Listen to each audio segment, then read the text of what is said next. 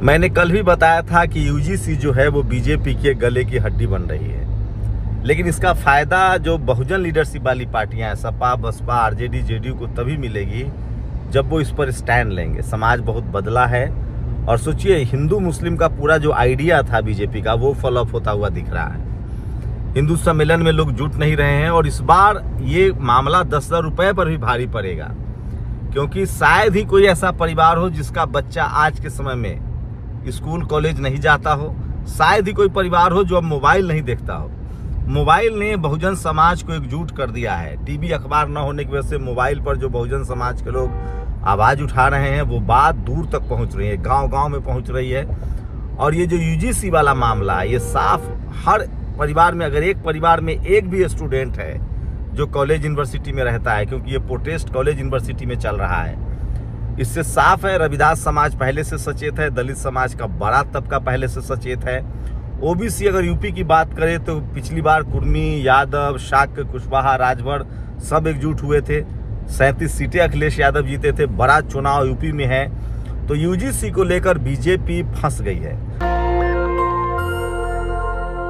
ये अलग बात है कि अगर यूजीसी वो रोल बैक करती है तो सवर्ण समाज उसको वोट नहीं करेगा, और सवर्ण समाज का वोट भले ना हो लेकिन उनके पास टीवी है, अखबार है, वो परसेप्शन बनाने में मास्टर है और वो बीजेपी की तीखी आलोचना करेंगे।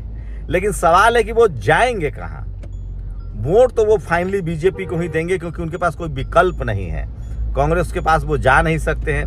कांग्रेस इसमें दोहरी नीति खेल रही है। कांग्रेस की कोशिश है कि इस पर चुप रहा जाए और इसको लड़ने दिया जाए। जनरल और ओबीसी में से कोई एक वर्ग तो मेरे साथ आएगा, या तो जनरल कांग्रेस को वोट करेंगे तो एससी एसटी ओबीसी उनके साथ आएगा। अगर एससी एसटी ओबीसी को रोल बैक हो जाता है तो जनरल उनके साथ आएगा।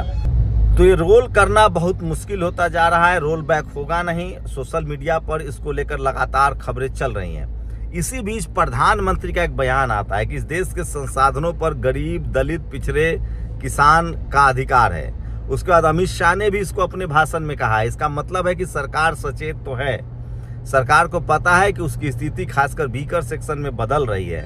आपको अगर फ्लैशबैक में ले चलूं तो एक समय था जब कांग्रेस के साथ मुस्लिम, दलित और जनरल के वोट थे, ओबीसी के हिस्से में कुछ नहीं था। धीरे धीरे जब मंडल कमीशन लागू हुआ, राजीव गांधी जी ने बड़ा खिलाफ में भाषण दिया, नतीजा ये हुआ कि वहीं से उभार हुआ। ओबीसी जो है वो बीजेपी का बड़ा वोट बैंक है और इसमें सबसे ज्यादा इन्वॉल्वमेंट ओबीसी का है।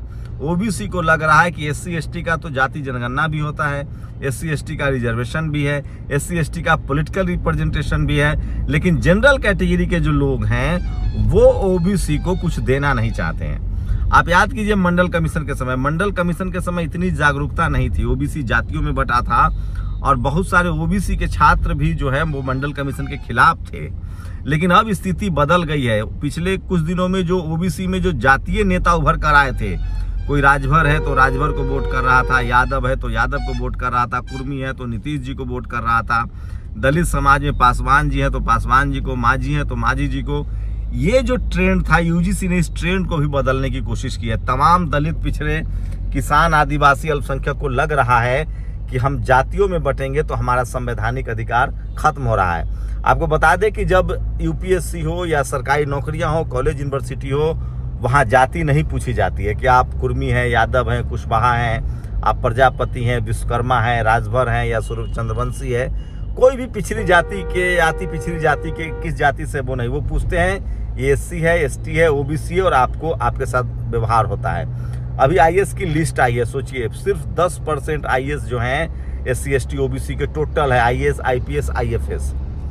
इसका मतलब है कि 75 सालों में जो रिजर्वेशन है वो एससी समाज तक भी नहीं पहुंचा है, एसटी समाज तक भी नहीं पहुंचा है। ओबीसी की दुर्दशा तो किसी से छुपी हुई नहीं है। सरकार जाति जनगणना नहीं करवा रही है, उनको करवाना पड़ेगा, जाति वाला कॉलम डालना पड़ेगा। तो धीरे धीरे ही सही, राजनीतिक रूप से, सामाजिक रूप से और कल्चरली, आर्थिक रूप से भी ओबीसी समाज मजबूत हुआ है, एकजुट हुआ है और वोट बैंक तो उसके पास है। एक और कॉन्स्पिरेसी हो सकती है कि अगर यूजीसी नहीं देते हैं वो तो, और जाति जनगणना नहीं करवाते हैं तो लगातार सुप्रीम कोर्ट के दरवाजे के जरिए high court, supreme court OBC आरक्षण को खत्म कर सकती है। क्रीमी लेयर वो पहले ही लगा चुकी है।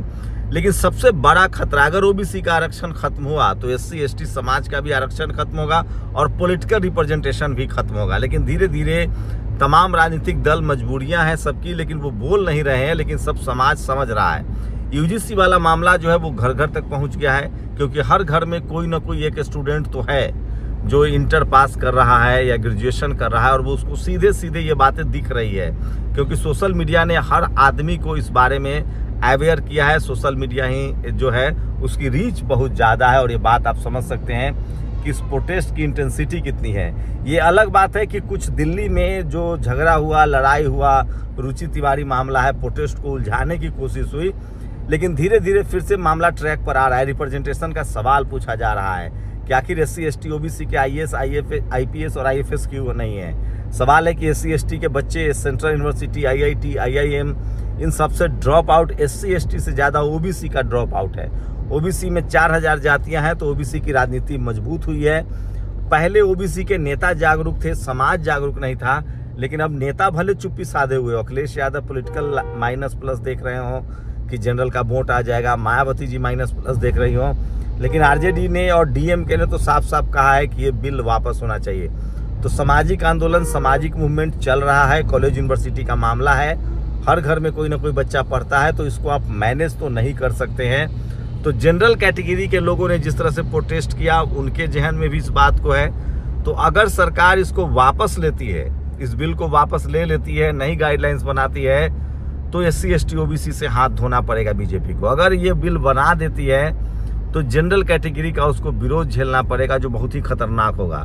मतलब यूजीसी बीजेपी के लिए गले की हड्डी बन गई। लेकिन जो पार्टियां समझ रही हैं, कांग्रेस फिलहाल जिस तरह से बैकफुट पर है, वो फायदा लेते हुए नहीं दिख रही है। देर सवेर अगर ये बिल वापस नहीं लेती है तो अखिलेश यादव भी इसके समर्थन में आएंगे, मायावती जी भी इसके समर्थन में आएंगी। थोड़ा हल्के आवाज ना उठे, लेकिन एक बात तो तय है कि अगर ये बिल वापस हो जाता है तो एससी एसटी ओबीसी के लोग और नाराज होंगे बीजेपी से, और जिस दिन बीजेपी का साथ ओबीसी ने छोड़ा, उनकी दुर्गति होनी तय है। तो राजनीतिक रूप से ये बड़ा मसला बन गया है, सामाजिक रूप से भी ये बड़ा मसला बन गया है। मेरे लिए एक खास बात है कि कम से कम जो नेशनल दस्तक ने शुरुआत की थी, जिसको हम बीकर सेक्शन की मीडिया जगत पत्रकारिता कह रहे थे, बहुजन पत्रकारिता कह रहे थे, मिशन फूले पेरियार अंबेडकर का मिशन मूवमेंट कह रहे थे, वो बहुत पहुंचने लगा है। और सोशल मीडिया पर हजारों लोग हैं जो अब कम से कम न्याय के पक्ष में, संविधान के पक्ष में लिख रहे हैं। तो ये बड़ी ताकत है। अभी भी जो जुडिशियरी, मीडिया, ब्यूरोक्रेसी में लोग हैं, अगर वो थोड़ा उनके जहन में डर है, स्वाभाविक डर है, उनकी संख्या कम है, सिस्टम में वो हिस्सा नहीं है, लेकिन धीरे धीरे वो डर भी खत्म हो रहा है। मैं लगातार ऐसे लोगों को देख रहा हूँ जो जुडिशियरी में है, मीडिया में है, ब्यूरोक्रेसी में है, बोल रहे हैं। तो वोट की ताकत तो है, और एससी एसटी ओबीसी की जो यूनिटी है वो बनती हुई दिख रही है, और थोड़ा वक्त लगेगा। अभी तो सिर्फ 75 साल हुए हैं, संविधान की चक्की महीन पीसती है, पीसेगी जरूर। तो यूजीसी को लेकर कांग्रेस का रवैया भी धीरे धीरे सामने आ रहा है। एससी डिपार्टमेंट के चेयरमैन अनिल जैन ने बोलना शुरू कर दिया है। पॉलिटिकल बात करें तो कांग्रेस को लग रहा है कि इसमें हमारा दोहरा फायदा है। अगर ये रोल बैक करते हैं तो सवर्ण समाज नाराज होगा, जनरल के लोग नाराज होंगे, जो उनके लिए ज़्यादा मुफीद है, क्योंकि जनरल नाराज होगा तो टीवी अखबार नाराज होगा, टीवी अखबार नाराज होगा तो सरकार से सवाल पूछे जाएंगे। तो सरकार की कोशिश होगी टालने की, लेकिन ओबीसी की जिस तरह से गोलबंदी हुई है, शायद ही कोई कॉलेज, यूनिवर्सिटी हो, गांव हो, शहर हो, जो पढ़ा लिखा तबका है वो इस बात को समझ रहा है कि ये बिल हमारे लिए कितने ज़रूरी है।